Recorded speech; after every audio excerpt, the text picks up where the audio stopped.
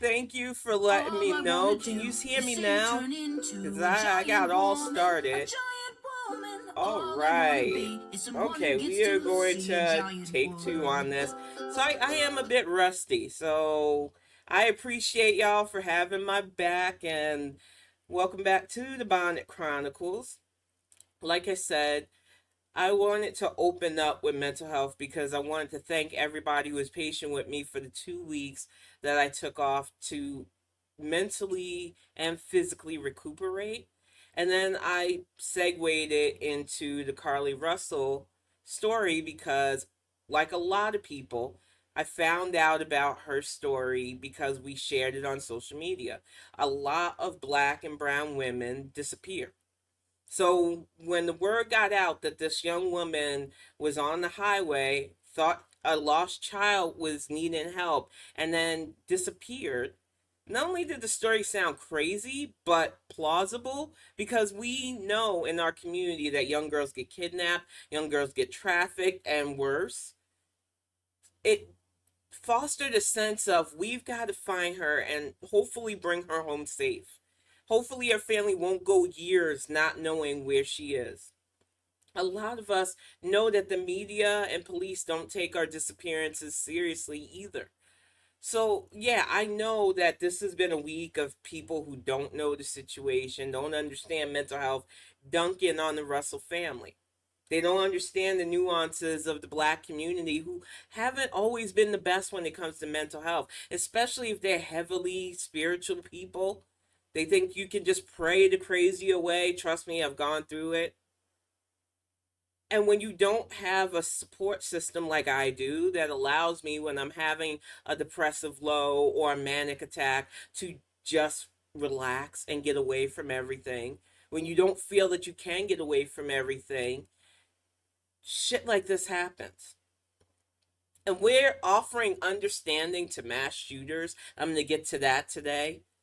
We want to give understanding to those lone wolf incels that just because they don't get their pee touched decide to act out in violence. We can afford grace to their level of depravity.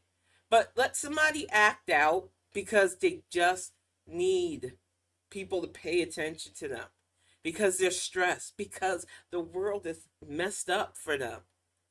And all they get is mocked because something serious didn't happen to them. Something serious did happen to Carly. She had a mental breakdown. And as somebody who has suffered from mental breakdowns, I don't appreciate the takes I've seen all week, especially on YouTube, about how it's fake and all these people are fake and comparing her to Sherry Pampini. I'm going to stop you right there because the Papini thing was bad enough because she's another one who really needed mental health help and was probably ignored. The cries for help from Miss Papini was out there for a while. Her little manifestos and her weird obsession with blaming Spanish women for her problems. We don't pay attention to mental health until it's too late, until we can say, see, look at that. That's a crazy person. But there are millions of us. We live amongst you. So many of us just try not to have the light shined on us because the negative aspects of people knowing that you have mental health problems outweighs the supposed good that could come from it. We're still not a society that understands mental health well enough for me to trust. And I am way more open with my journey than some people can be.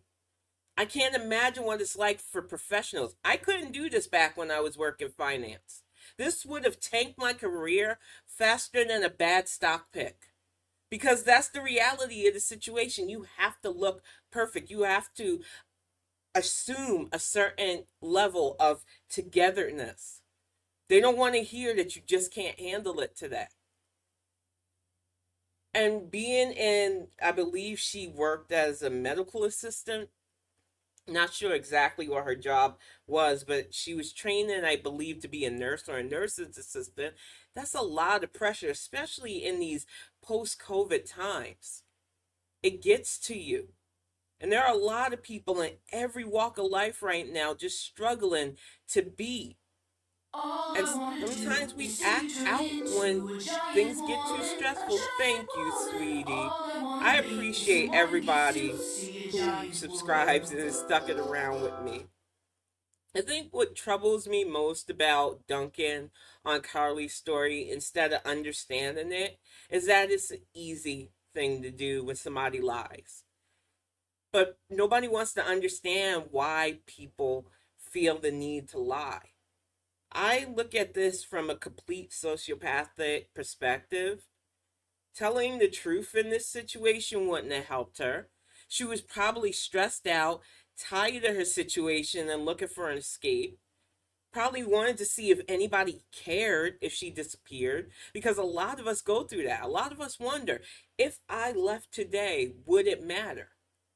I'm lucky that I feel like, yeah, my house pretty much functions because I'm here. But not everybody lives like that. Not everybody can be okay on their own. So sometimes people, when they have a mental health issue, act out. This is not the time to dunk on her. This is the time to show the same amount of grace that you're willing to show a mass shooter, a literal freaking murderer, like little Mr. Rittenhouse, who's going on a shitty world tour for some reason. It's not really a world tour. It's state by state, and it is the most pathetic thing since the MAGA rallies, because those have been looking pretty scant lately, too. To the point where they're telling Trump, if you're going to come here, you need to foot the bill because it's messy and you're wasting our time. So many people will afford these supposed lone wolf, reckless shooters grace for their actions because, well, even though they killed somebody, they're coming from a place of mental health. No, this is a place of mental health. This is the kind of antics and antics that you should afford understanding, patience, and allow the Russell family to get her help, because with help, she can see how her actions were unnecessary. She can find healthier ways to cope when the stress gets to her mind. But if you're going to keep punching down on her situation instead, don't be surprised when somebody acts out worse. Mental health is a cry for help for a lot of us because the world doesn't make sense to our minds. Because it gets hard to try to pretend to be normal when you feel anything but. Because the stress of just everyday life gets to you. And it is okay to not be okay. And a lot of people need to hear that right now. Too many of us, we just press on sometimes. We just act like it's fine until shit like this happens. And like I said, it is really easy. And I watch a lot of people, especially YouTube true crime. You know who you are, and you shame on you. Real easy to punch down, especially on a black woman who had a literal mental health crisis. I want you to afford her the same grace, that asinine amount of level of grace that you've been given to literal mass shooters. And we're going to get to that senator, or I believe congressperson, that made the impassioned plea about how we need to show them more understanding, because it led to a very interesting back and forth that I'm going to highlight today. Something that I normally haven't done since I left the Dead Bird app. But some of you have decided to be Spoutable's main villains, main characters. So you're going to get a bit of a call out later on today. But I wanted to keep it 100 and not crisscross, because Carly Russell really does deserve patience and understanding. Just like so many people who call me brave for talking about my mental health openly are willing to give me patience and understanding. Mental health isn't just one way or the other. It is a spectrum. And when somebody is showing you they need help, treating them with scorn and mocking is not the answer. I want to see, especially in my community, mental health take it more seriously. I want to see young women like this who feel the need to act out get help. because that's what they need. And I hope that by saying this, more people understand that the situation, while seriously stupid, seriously, when you think about it, who is going to see a toddler on the highway? What kidnapper is really going to use that tactic? Because it's unreliable. Toddlers don't listen. It would be more of a danger, even if you think you have the most trained toddler. The story didn't add up, but we only cared about getting a lost sister home. And that should be the most important thing. When one of us disappears, we should feel like our community will come together and look for us. We're still not completely there yet, but it was refreshing to me seeing how many people work together to try to find Carly. That is the positive that I take out of this situation.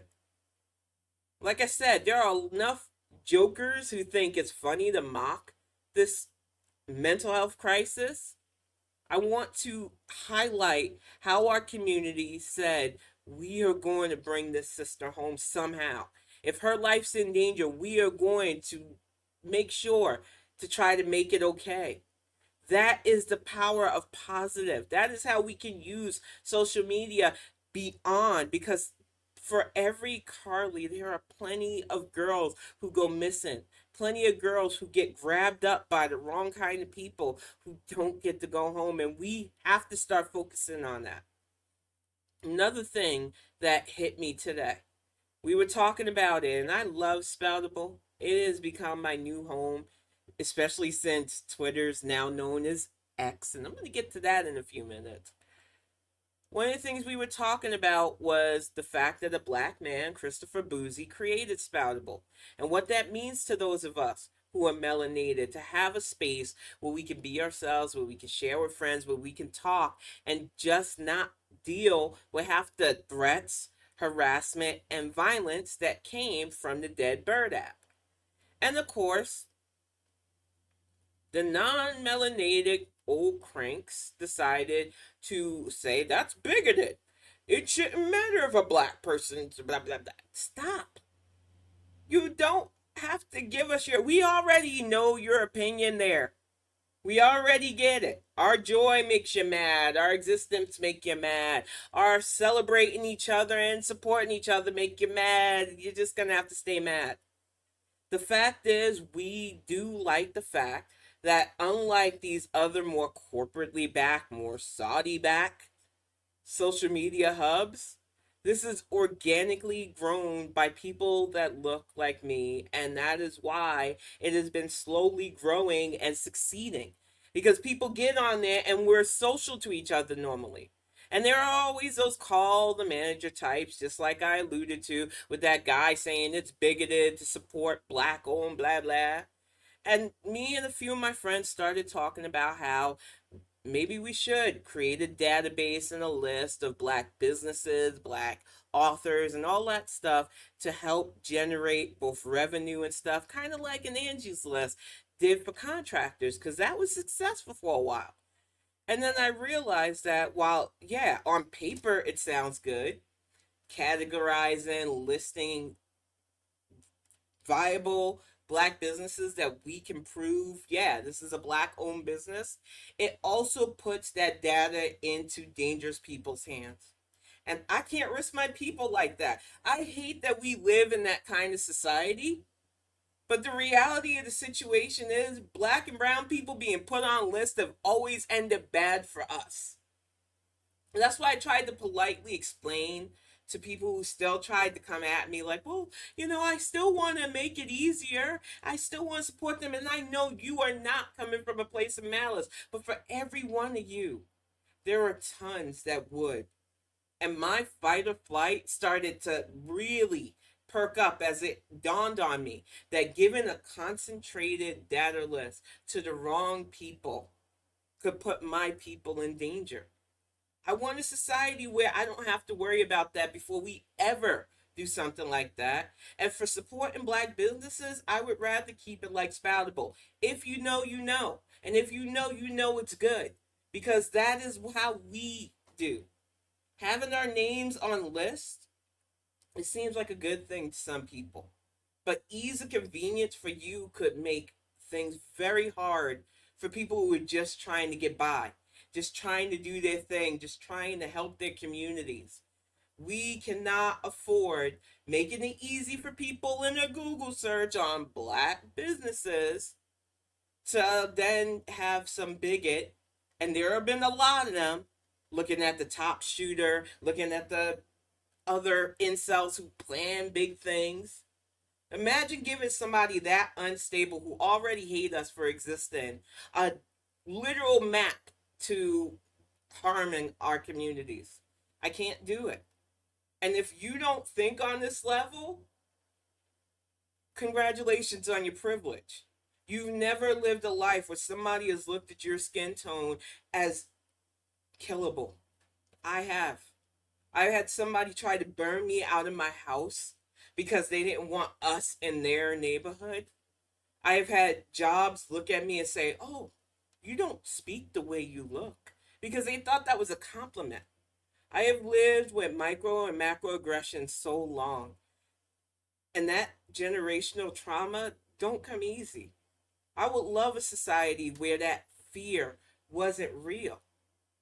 But I'm not a stupid person. And putting black businesses at risk like that, the rewards do not outweigh the risk right now. So while it seems like a great idea, and I know that we have the text that could do it, plenty of black people have stopped and paused like I did as I was compiling the data and realizing the dangers that it could put these businesses in. That's why we don't do it. So the next time, if you're non-melanated, especially, you ask why we don't, now you have a definitive answer from my end. And I don't speak for every black person, but I think that enough of us hearing this will understand why we pause, why we haven't done this, because we understand that difficult navigation of wanting our businesses to be a success, but not wanting the wrong people to see that success and fuck it up for us. That's the reality of living amongst bigots, amongst mean, well allies who look the other way as the bigots trash our shit, who say, "Well, all lives matter," until our lives get snuffed out by random acts of unnecessary violence. So yeah, no, I'm not going to ever put black businesses in jeopardy like that. As much as I like the thought, and that really, it put me into a bit of a depression again, thinking about it. Because it really is a good idea. It would probably boost especially struggling businesses to let them know, hey, this is a POC or black owned business. This is what they do. Here's the data. But in the wrong hands in our current society, even as we're trying to get better, it's just not. It's not. We're not at that time. And I feel bad for saying that sometimes, but I'd rather be truthful about why things are so that people will understand than to sugarcoat it for people. Because way too many people, you can tell them point blank, no, we can't have this, and they'll just keep pressing. Congress is a place for serious people to do serious work, and that's why we've come to expect a high level of professionalism. I'm sorry, I just started up. Also, I wanted y'all to hear this the president's son was shown at a congressional hearing last week by a member of Congress stuff who had on them Capitol blown up Hill and put on a poster to create a huge spectacle. So that's a different approach to the job. It's called the outrage approach. And while I've been in Congress, I've learned a few things about my coworkers who take the outrage approach. First, they are almost all faking. They are completely different when the cameras are off. It is a literal theater. Second, they're all in competition with each other. That's the part you don't see. It's basically a weekly contest, and whoever's the most outrageous wins and gets a ton of attention. Which means for them, every day is just an audition. Any microphone, any spotlight, any speech, It's not about public service. It's just a chance to win that week's outrage contest. third. And now for some good news. And I When agree came to with you, Congress, my Beans. assumption was We that are roughly the one-third of people in-betweeners here were on because Team we can't. Outrage, I'm gonna talk and about about that in a two-thirds were moment. basically serious. But I was wrong. Team Outrage is less than 10%. You just hear from them constantly. The serious people, the ones who really run stuff around here, for the most part, you don't know their names, and they're fine with that. And let me make a prediction. My bet is this week's target for Team Outrage will be Barbie. Why? Because you're already focused on it. They don't have to create a wave. All they have to do is catch Strong it. women All it seem takes is scared saying of. something about the movie that's upsetting enough and absurd enough to make national headlines, and that could be how one of them wins the outrage contest this week. And for everyone who wants me to name names, I can do better. I can give you the formula. If every time you hear from someone in Congress they're trying to make you mad, they're faking. The consistency is the tell. Watch for it, and I'll keep you posted. Congress is a place for serious people to do. All right. Now, nothing he said shocks us because A, we've been dealing with the GOP for years. B, we have some people, squad members, who do it too. And I've always said it. If you're louder than your message, you're not about that message you're shouting about. But to circle it back to what being said is true.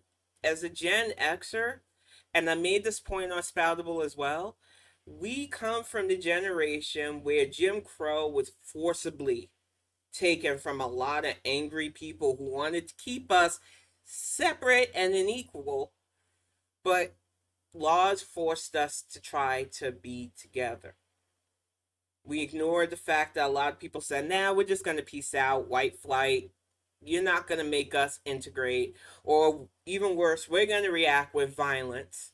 Molotov cocktails thrown at homes, literal cross burn, even up here in the north that's supposed to be the elite place of freedom.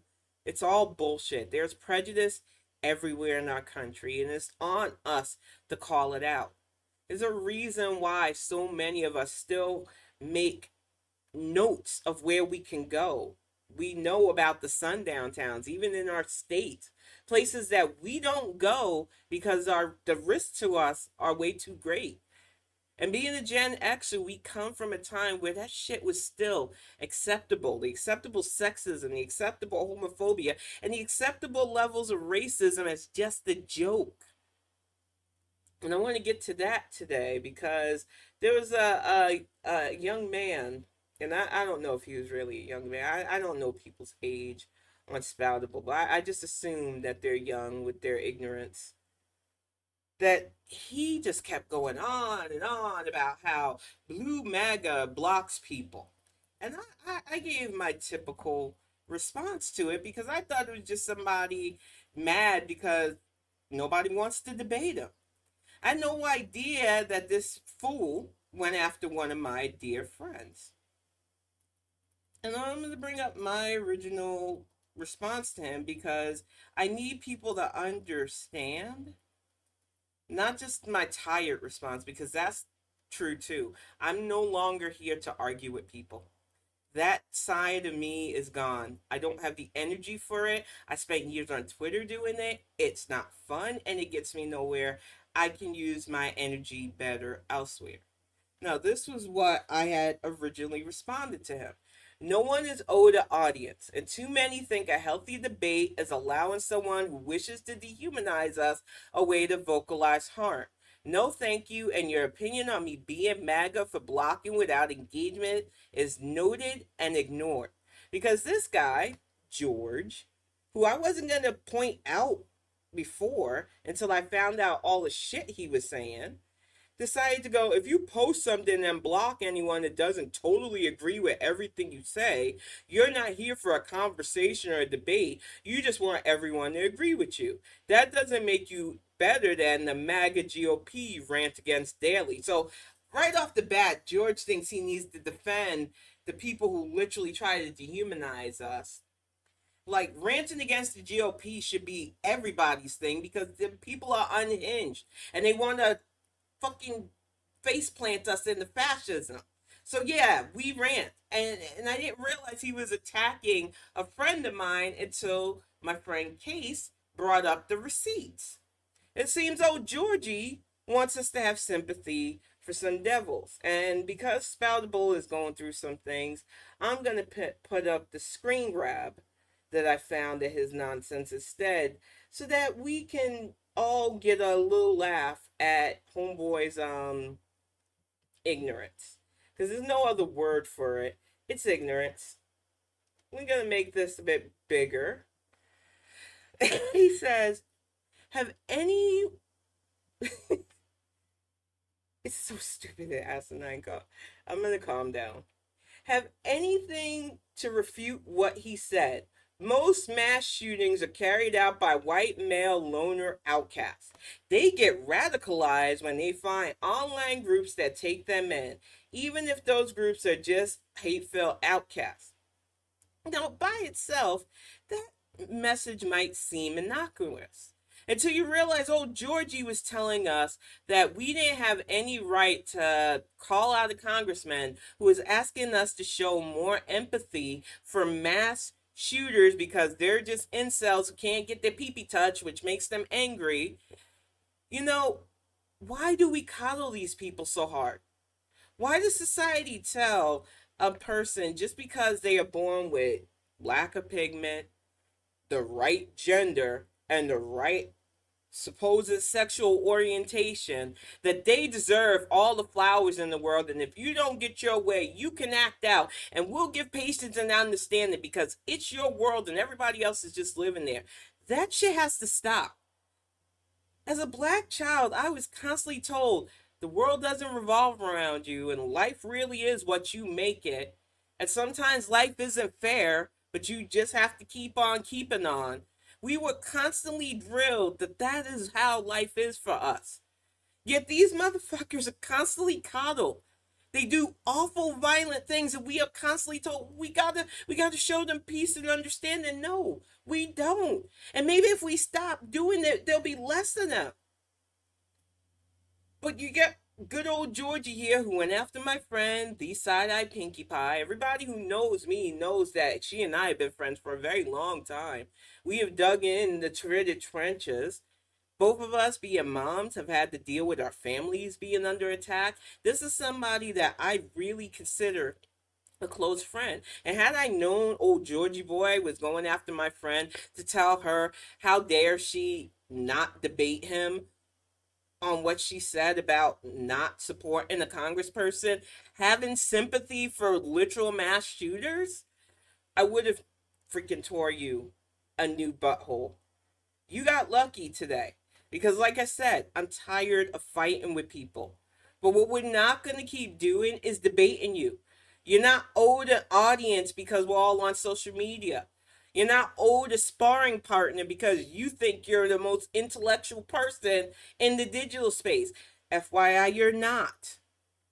People will give you the amount of attention you deserve on social media. And if you come across as a hostile know-it-all that want us to continue the status quo of coddling literal mass shooters, you've got another thing coming. You're wasting our time, and I refuse to waste my energy. But that goes for anybody that wants to debate things like politics and social issues. My humanity is not up for debate.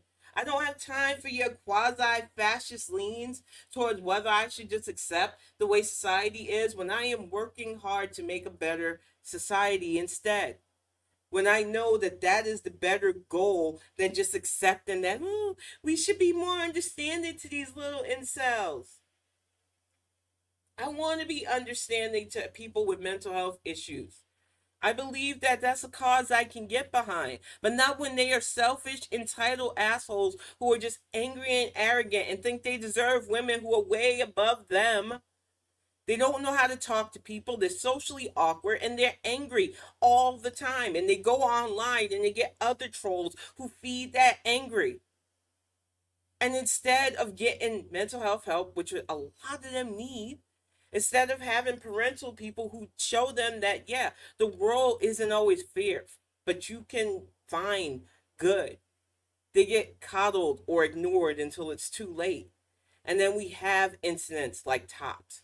We have incidents like the Emmanuel Church. We have incidents like so many school shootings. It would take hours to list them all. Because too many people want to coddle and ignore instead of shining a light on why these young men need to stop. It's just like Friday night's topic because it is way too big of a topic to just do a little stint on it. And we are going to get to how too many people have turned a blind eye to children abuse. It is time, and that was another thing that I've wrestled with during my break because it is not an easy topic being a victim of child sexual assault for me to tackle. But way too many people want to use the LGBT as their punching bag and scapegoat for it, and I need to really thoroughly talk about this subject because there is documented proof for the people who are doing it, the people that you give power and adjacency to children to. And it is not the people putting on drag shows. And that's another thing to get to this stupid X nonsense with Musk. Because that's the topic of the week. The old Emerald Kid knows how to keep his name in everybody's mouth in the media. And there was another stupid change to Twitter that was unnecessary and probably will not go through because there are plenty of well-established businesses that own the name X. Unless they sold the rights to that dummy, which I don't think he did because he has a very bad habit of not paying his bills, I don't think Twitter's name change is going to take. That's just my 2 cents on that. Who knows? He's already put that ugly ass, weird ass logo that looks like an unfinished Xbox concept.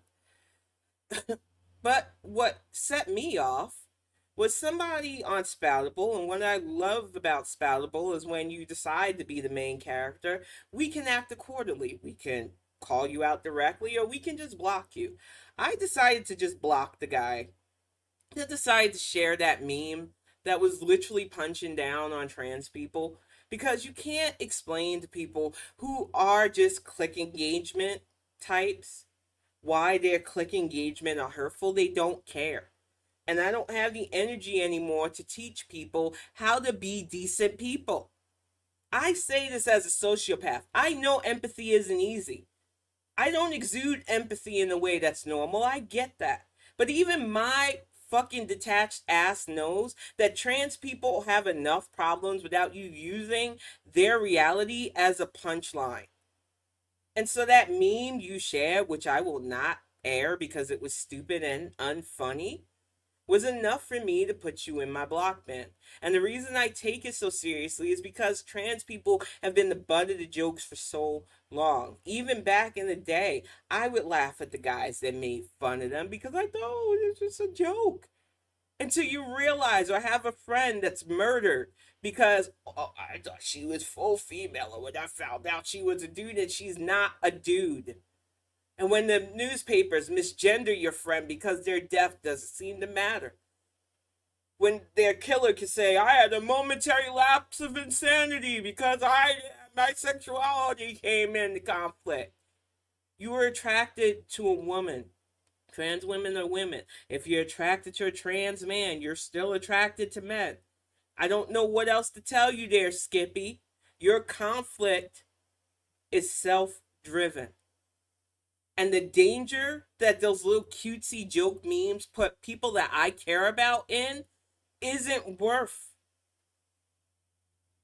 arguing with the people that want to share them.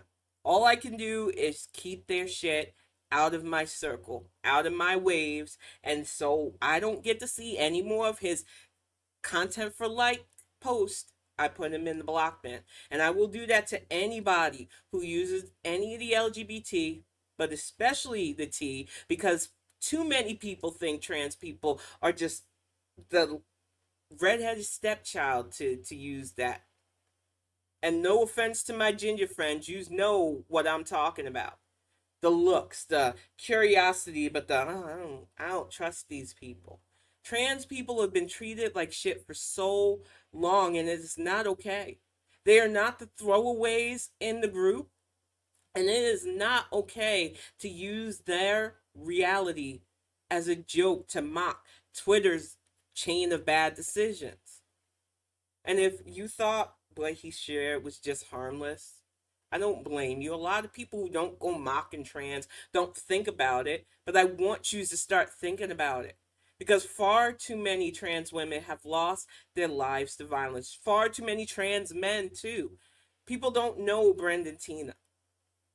They made a whole ass movie, Boys Don't Cry, and people still don't know his name well because it's by design. You're supposed to just forget about it.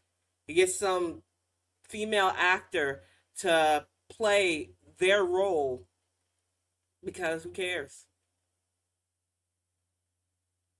Being beaten to death for who you are, being sexually assaulted as your final moments in life is a horror show.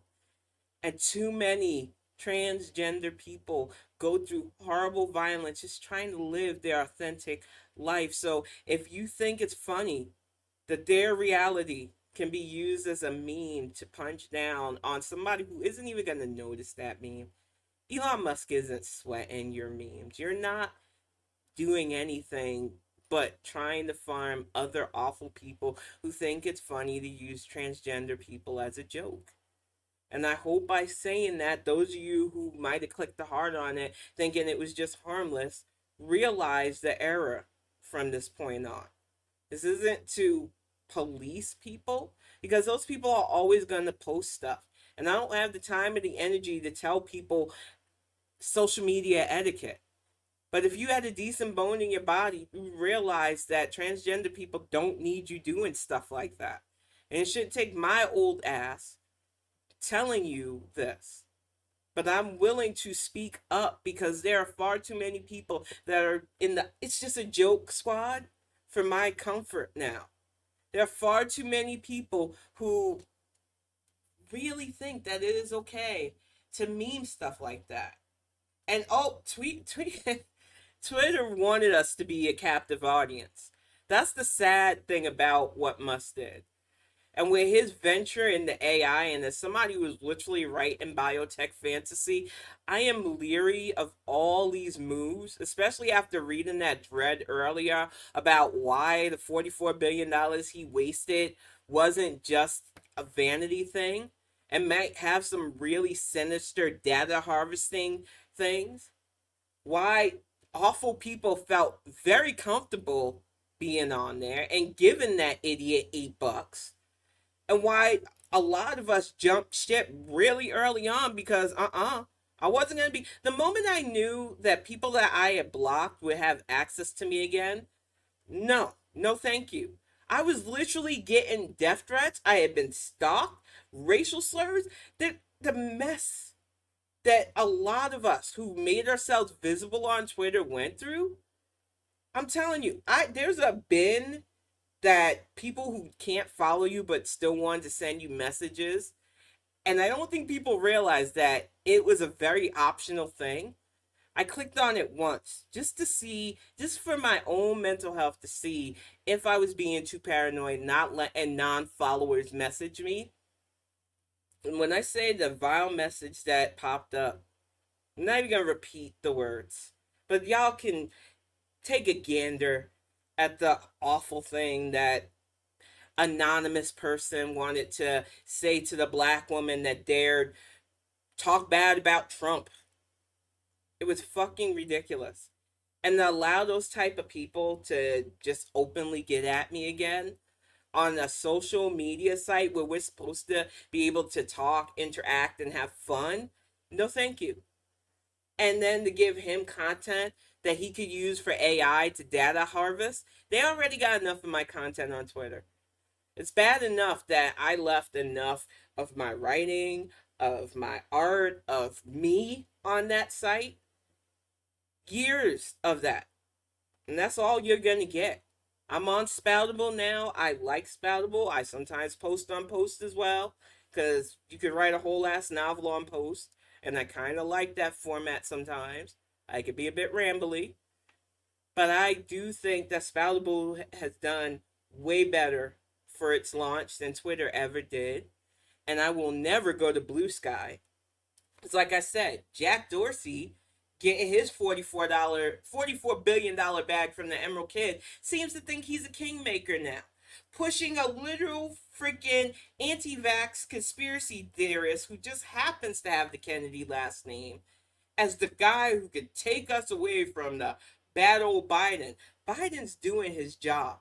I know it's hard for some of you to hear that, but we have a good president and an excellent VP.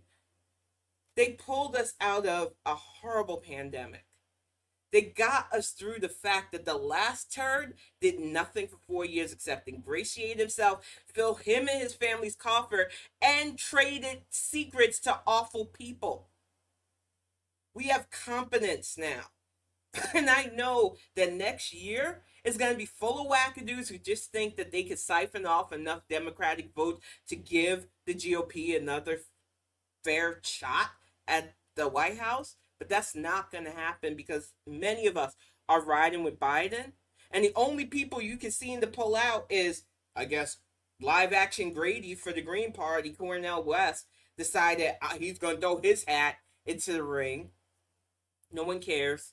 Half of us don't even remember you're around until you do shit like this. And then we're like, oh, wasn't Cornel West that salty brother that got mad because Obama didn't import him high-level Negro in the cabinet position? Yeah, we don't care. Your run ain't gonna get nowhere. And most of us don't vote Green anyway. For the Democrats, I have been seeing media post after media post about how the Dems should be worried about RFK. And then I seen that video of RFK, who he says it's taken out of context. No, this is your words, man. Talking about how COVID was orchestrated against black and white people and that the Jews and Chinese had I don't want to paraphrase it, but I think he was trying to say that they were immune to it, which is so equivocally false. And this is somebody who's seriously running for president, trying to say that Jewish people and Chinese people, ignoring that COVID came right out of China. And I'm not blaming Chinese people for it because it's a literal biological sickness, had an immunity to it. So these are lactose intolerant people. And I don't want any more lactose intolerant people running our country into the ground. And I know that years ago, the Kennedy name had more power.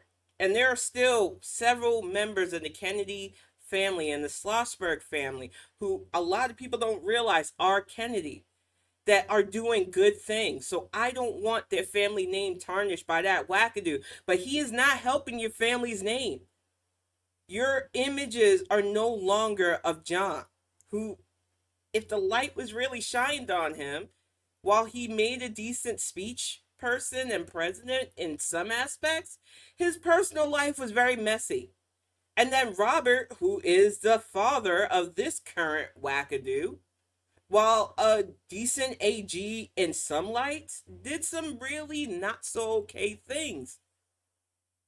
So if you don't want that harsh specter light put on your family, because we are now the age of information and receipts, you might want to tell Uncle Robert to rein it back, because the anti-vax stuff was already bad enough because he invoked the Holocaust then. I was trying to remember why I remembered his nonsense before, because he's married to a famous actress too, who was very embarrassed by her husband, not enough to divorce him, but enough to say that they didn't share the same views. And as somebody who's married to somebody whose ideology wasn't the same as mine growing up, I can understand certain leans, but not the leans of being an anti-vaxxer, and sure as hell not the leans of saying that biological sickness was crafted to take out black and white people and not affect certain other ethnic groups who also come in the black and white variety.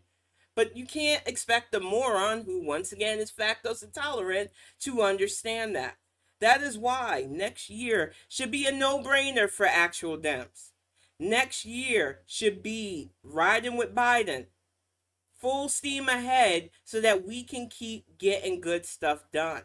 And while you have that energy for getting rid of people, there are plenty of people wasting time in our House and Senate that need to be shown the door so that we can get actual lawmakers and policymakers into those halls of Congress so that they can stop showing actual revenge porn of the president's son.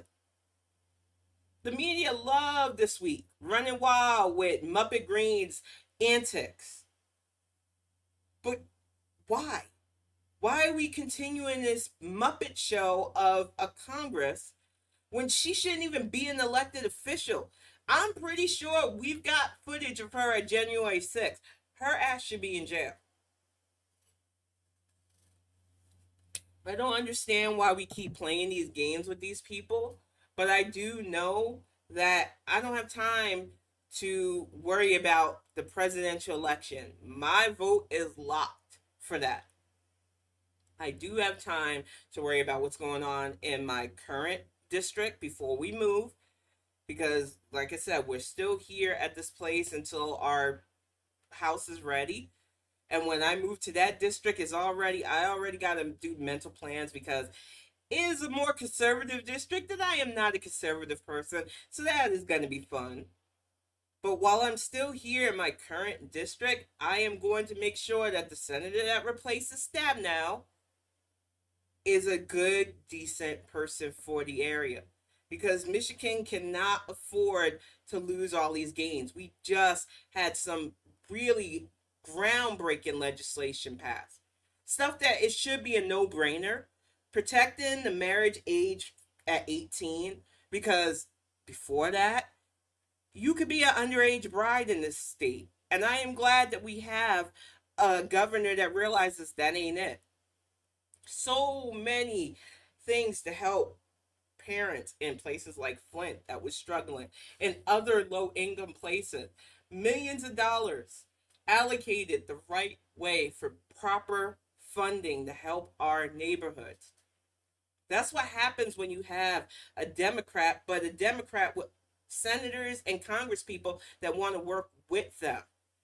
And every state should have that synergy. Instead, we have states with wannabe fascist dictators running their little motley crews into the ground, running their states' economies into the ground. We have people cruelly treating people who just want to come over here and have a better life as less than dirt. I've seen the video of those migrants trying to get that baby out of that water. That is not okay.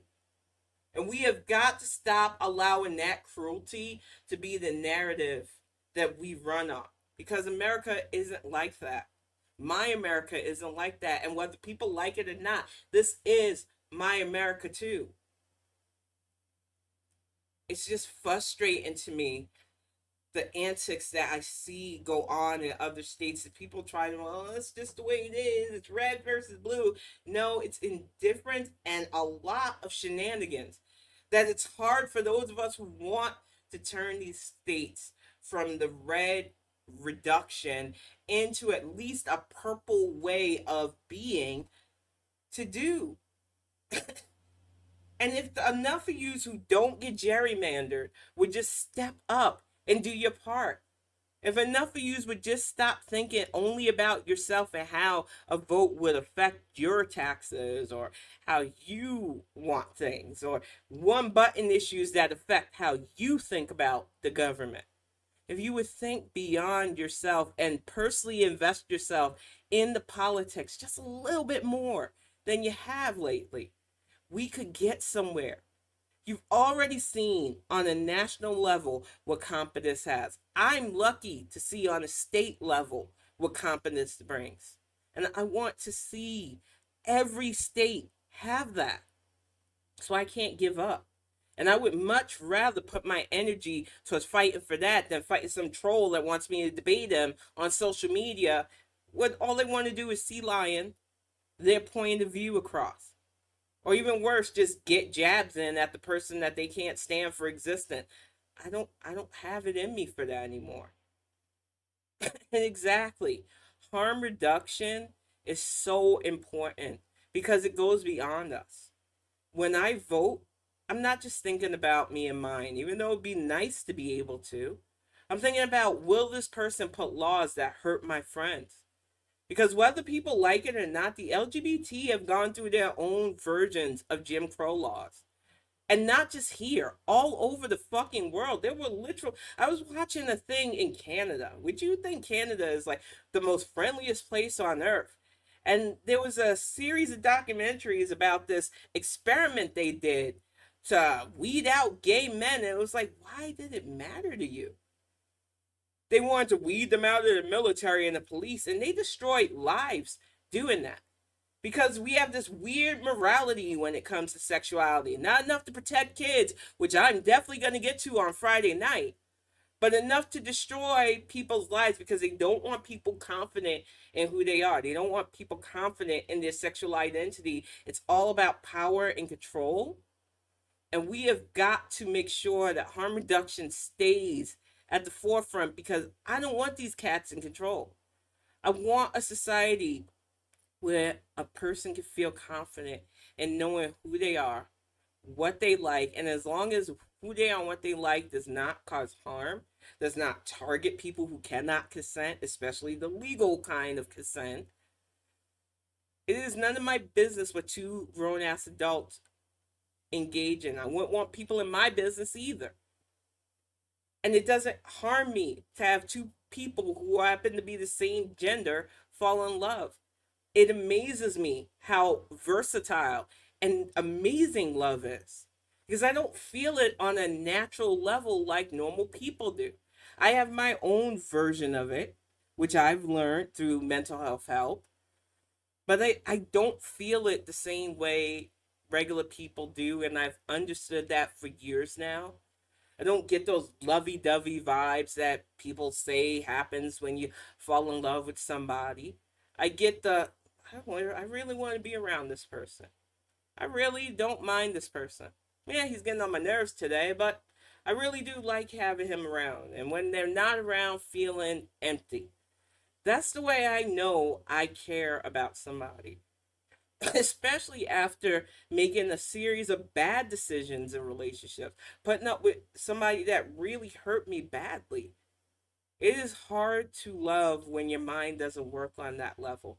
So, who am I to judge somebody who knows who they are? I want a society where we understand ourselves better.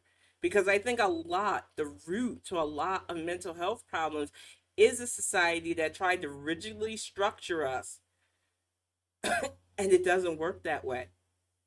Humans are an adaptive species. Our minds are meant to expand and grow. We are meant to expand and grow. And there are far too many people that don't want us to do that. And as I write this new novel, especially thinking about things like human evolution, the expanding of technology, and the way some people fear that, it just shows me the limitations we put on ourselves unnecessarily. All for what? So that we can give people who think they're in control more control over us? They already control how we see ourselves. Our self worth is always in doubt. How we chase other people's validations, even when we can't even look at ourselves in the mirror and like what we see. And until we become a society that not only has self confidence to be okay in a crowd or by ourselves, we are not going to get somewhere. We are always going to be dictated by what a group wants, and a group isn't always the best bet, especially depending on that group's agenda. I want more people to be confident in who they are because a confident society moves forward. An insecure society continues instability. And right now, we are still a seriously insecure society. And I really want to see us get to a better place. But until that happens, I hope that you all work on yourself. I'm going to bring it right back to the self help section because, like I said, those 2 weeks that I took off earlier, and I know my sound was out, so you might not have got this, it wasn't voluntary. I didn't get hospitalized, thank goodness. I just have a really strong support system in my partner, Axiom Wolf, and Kiddo, especially. And even with Callie having to have her vet visit and stuff, the house came together because mom just wasn't feeling it. But it wasn't like in the past where I felt completely suicidal because I hated what I seen in the mirror. Having a support system is important, but also working on knowing that I need to be here, knowing that I want to be here, liking what I see. And I know it's hard for people to admit that there are days where you wake up and you don't. But that is an important step to getting help, to working against those dark thoughts. Just denying that you have them won't help anybody. And it could come with some really bad consequences. So if you happen to listen to this whole entire cast today and you are feeling a manic low, or you're feeling like nobody cares or that you're alone, know that you're not. Know that, especially online now, there are digital ways to get help. There are so many people you can reach out to.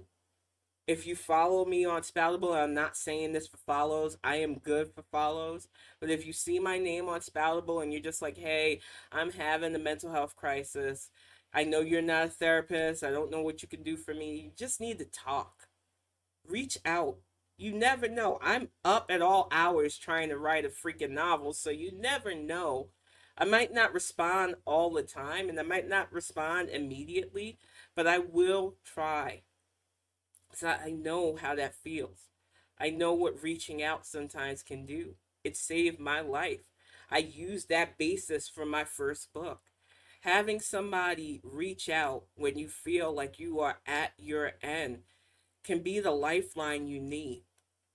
And I hope that you reach out. But I'm going to get ready to wrap this up. I thank you all for sitting in. Beans, Topher, thank you so much. You have constantly been supportive. I really appreciate you. I will definitely be back on Friday with a nighttime Bonnet Chronicles. It is going to be a very serious topic because I think it's about time we fully address the big ass elephant in the room that a lot of people have wanted us to ignore for years, but we cannot anymore because they are literally deflecting their bad behavior on an innocent group, and I can't do this anymore. I can't stay silent when the evidence and data is pretty clear who's doing what.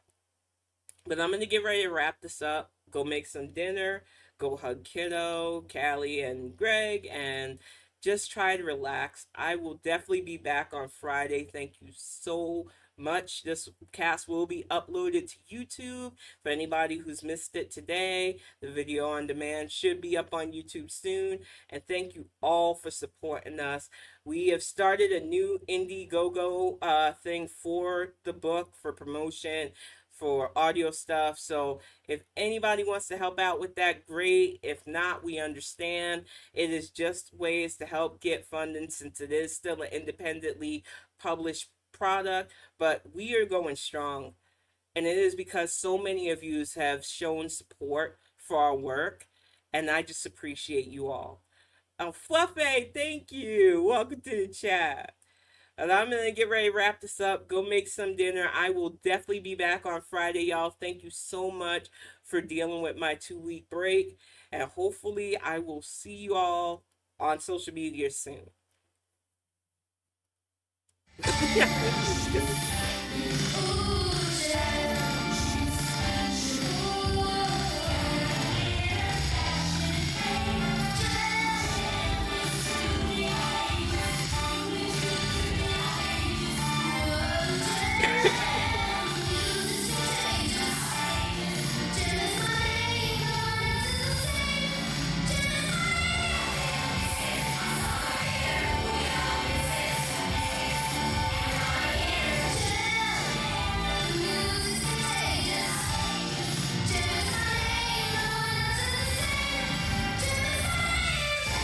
Thank you all for joining me on Tell It Tuesday, and I will see you Friday night.